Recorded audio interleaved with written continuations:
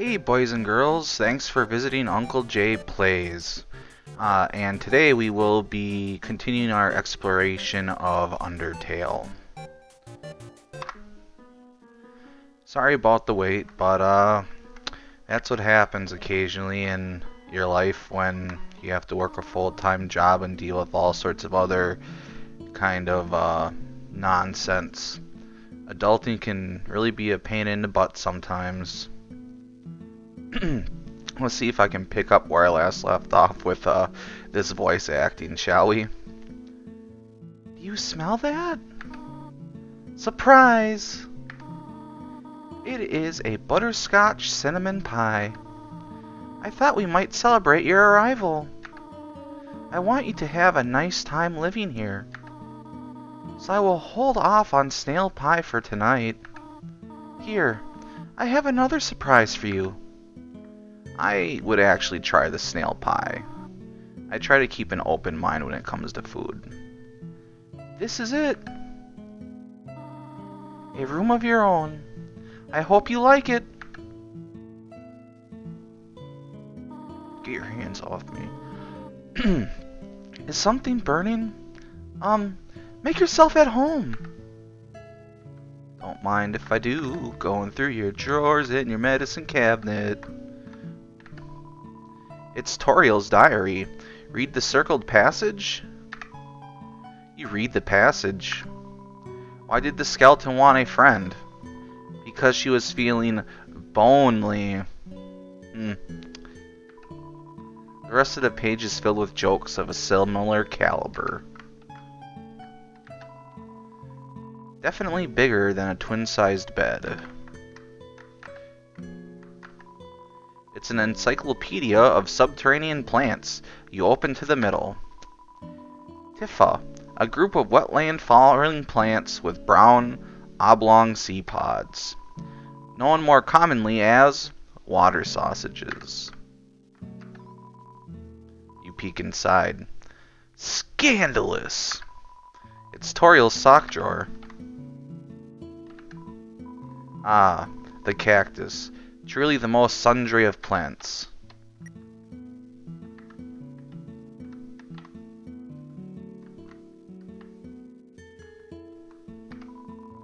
Inside the drawer are flower seeds and some broken crayons. Room under renovations. It's you. Oh, it's a water sausage. I really don't care for the name that they got for cat's tails.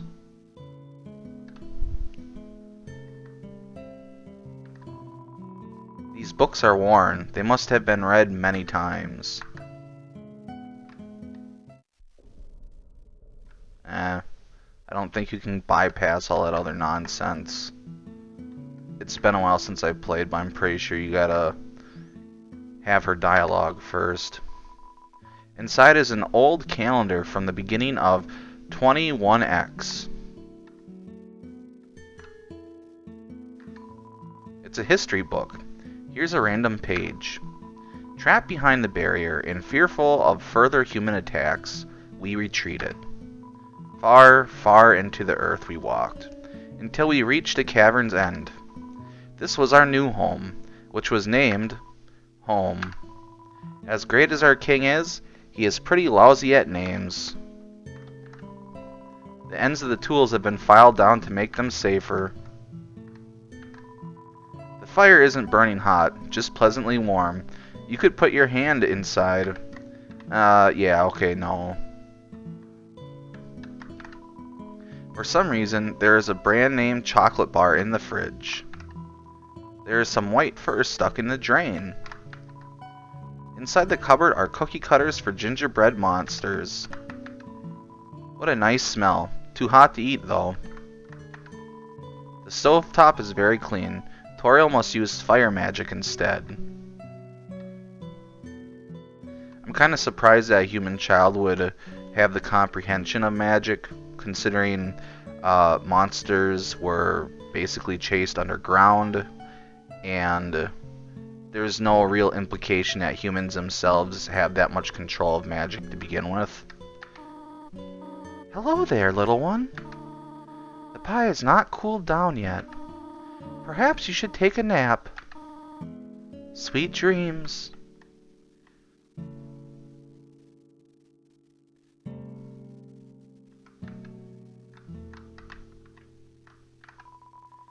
Look at these cool toys.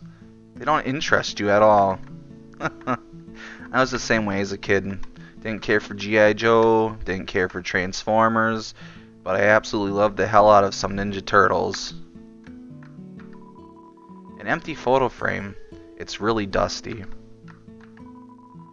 A box of kids' shoes in a disparity of sizes. Ooh, ominous.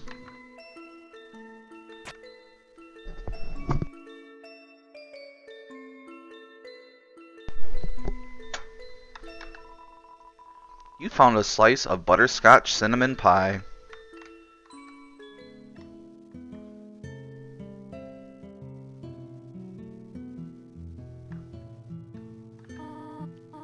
Up already, I see? I want you to know how glad I am here. Wow, that was terrible. Let me try again. I want you to know how glad I am to have someone here. There are so many old books I want to share. I want to show you my favorite bug hunting spot. I've also prepared a curriculum for your education. This may come as a surprise to you, but I have always wanted to be a teacher. Actually, perhaps that isn't very surprising. Still, I'm glad to have you living here. Oh, did you want something? What is it? When can I go home? What? This is your home now. Would you like to hear about a book I am reading? It is called 72 Uses for Snails. How about it? How to exit the ruins. How about an exciting snail fact? Did you know that snails make terrible shoelaces? Interesting. How do I get out of here? I have to do something. Stay here. Oh. Toriel, you liar.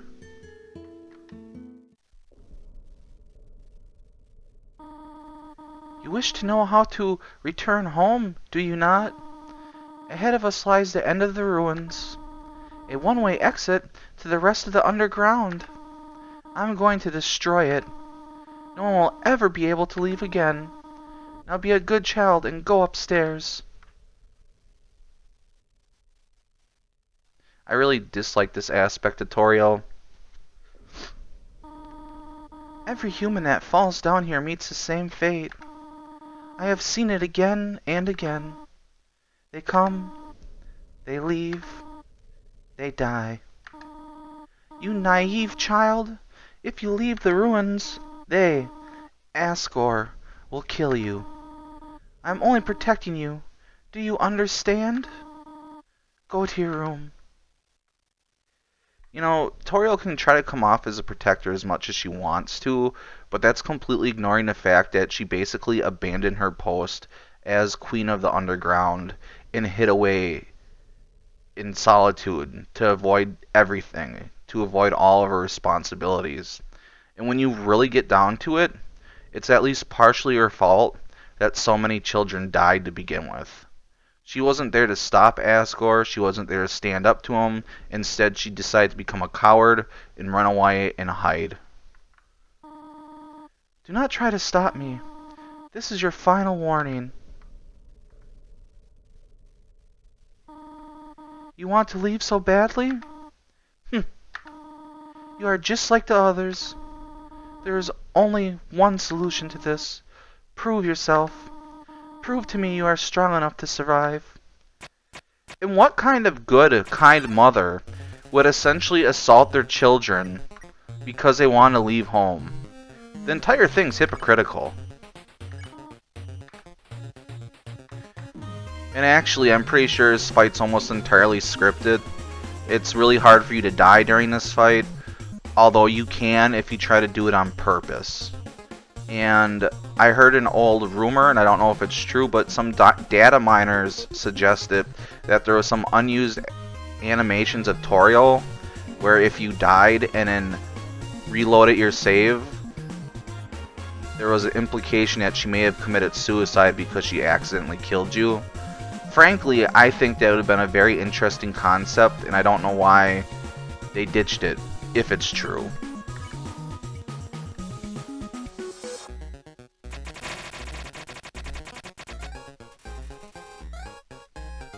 Toriel looks through you.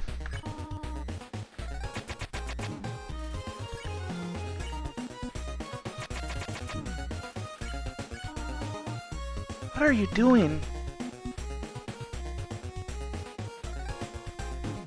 I'm also not sure how scripted it is. Her attacks are supposed to avoid you at some point, and I don't know if that's based on the point of the fight or the point of your hit points. So I guess I better start, actually trying to do something here before she wrecks me.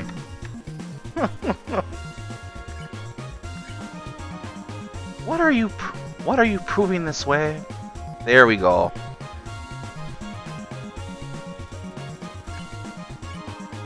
Fight me or leave!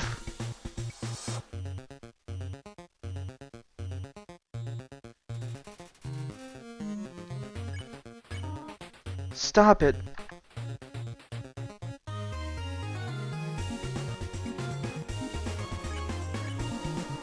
Stop looking at me that way.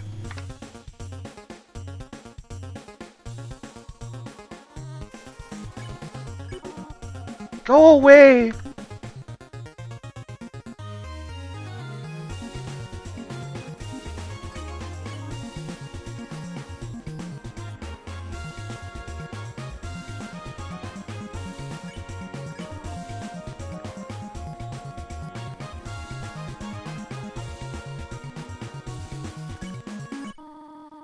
I know you want to go home, but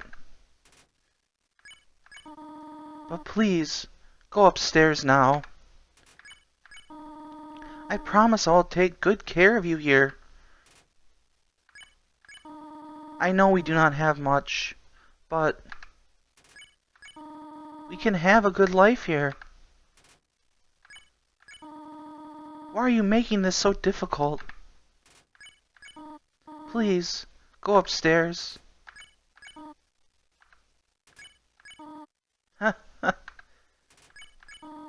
Pathetic, is it not? I cannot save even a single child. No, I understand. You would just be unhappy trapped down here. The ruins are very small once you get used to them. It would not be right for you to grow up in a place like this. My expectations, my loneliness, my fear. For you, my child, I will put them aside. If you truly wish to leave the ruins, I will not stop you. However, when you leave, please do not come back. I hope you understand. So, in the beginning, she basically promises to be there for you whenever there's a fight or a conflict, and she goes from that to basically trying to attack you for wanting to leave, and then she goes from that to basically telling you, fine, you can leave, but don't ever come back. I mean, what a jerk. Goodbye, my child.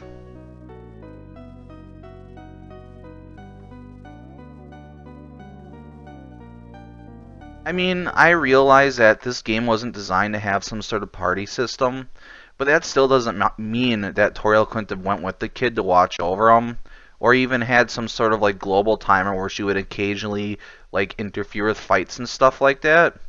I have a pretty good feeling that if Toriel was with the kid when he encountered Sans or Papyrus or even Undyne, that the fights probably would have been completely different or maybe non-existent.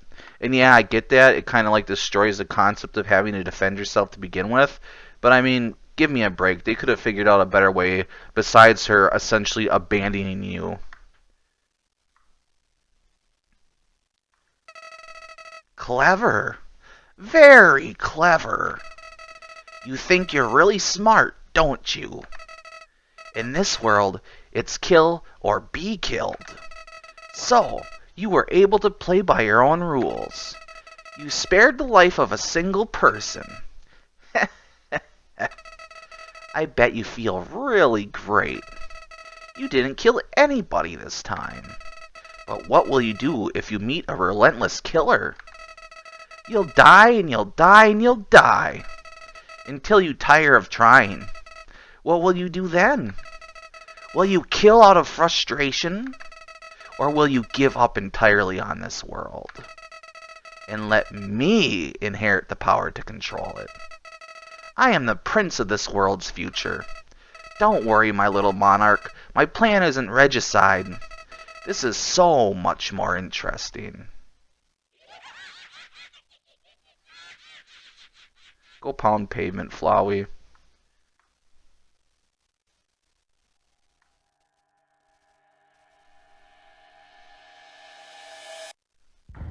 Sorry about the vibrations earlier. I keep my phone on silent, but I've been getting a lot of robocalls lately, and they seem to happen around the same time every day. I just completely forgot about it.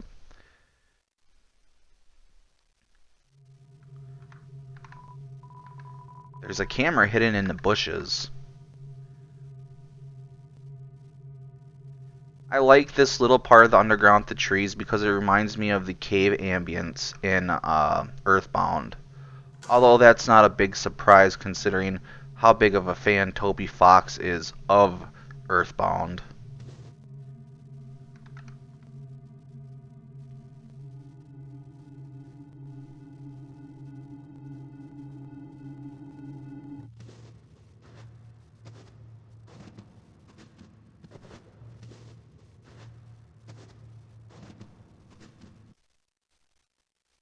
Human.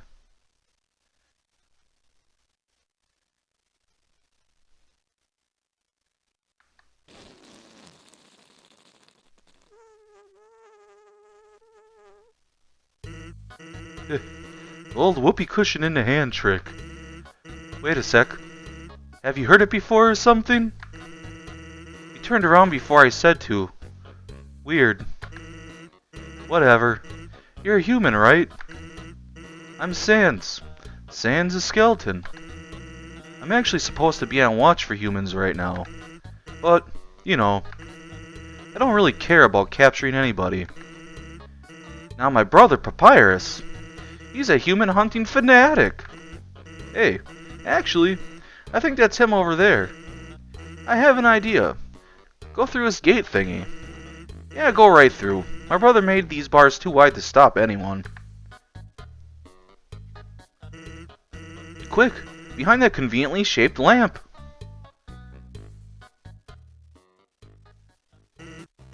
Sup, bro? You know what's up, brother? It's been 8 days and you still haven't recalibrated your puzzles! You just hang around outside your station. What are you even doing? Staring at this lamp. It's really cool. Do you want to look? No! I don't have time for that! What if a human comes through here? I want to be ready. I will be the one. I must be the one. I will capture a human.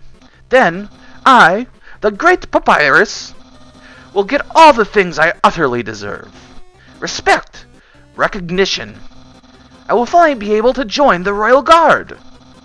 People will ask, to be my friend? I will bathe in a shower of kisses every morning. Huh. Maybe this lamp will help you. Sans! You are not helping, you lazy bones! All you do is sit and boondoggle.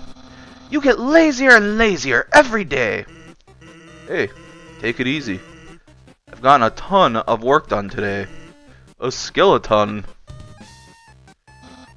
Sans! Come on, you're smiling. I am, and I hate it. Sigh. Why does someone as great as me have to do so much just to get some recognition? Wow, sounds like you're really working yourself down to the bone. Ah! I will attend to my puzzles. As for your work, put a little more backbone into it.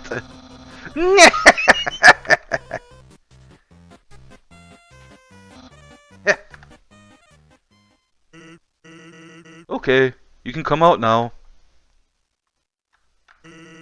You ought to get going. He might come back. And if he does, you'll have to sit through more of my hilarious jokes. Just a conveniently shaped lamp. It's some sort of checkpoint or sentry station. But there are bottles of ketchup, mustard, and relish sitting inside. Ooh, sitting. Actually, hey. Hate to bother you, but can you do me a favor? I was thinking. My brother's been kind of down lately. He's never seen a human before, and seeing you might just make his day. Don't worry, he's not dangerous, even if he tries to be. Thanks a million. I'll be up ahead. So, I'm going to save it here for now. I know it's not as long as the last upload I've done, but I gotta get ready for work and some other stuff. I did want to say that as characters go, Sans, I kind of understand. The story later reveals that he had made attempts to change things, and when things just reset, he eventually became depressed and basically gave up. But Papyrus, he is a terrible character. I don't understand why everyone gives him so much love and affection in the community. Everyone talks about how pure and innocent Papyrus is, but he isn't. He's actually a huge ace-hole when you think about it.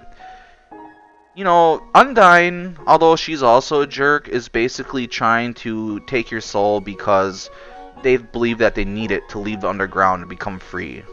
And while that isn't necessarily fair to put that kind of responsibility on a child that has nothing to do with the human-monster war, Papyrus, on the other hand, is solely trying to capture you for fame and recognition.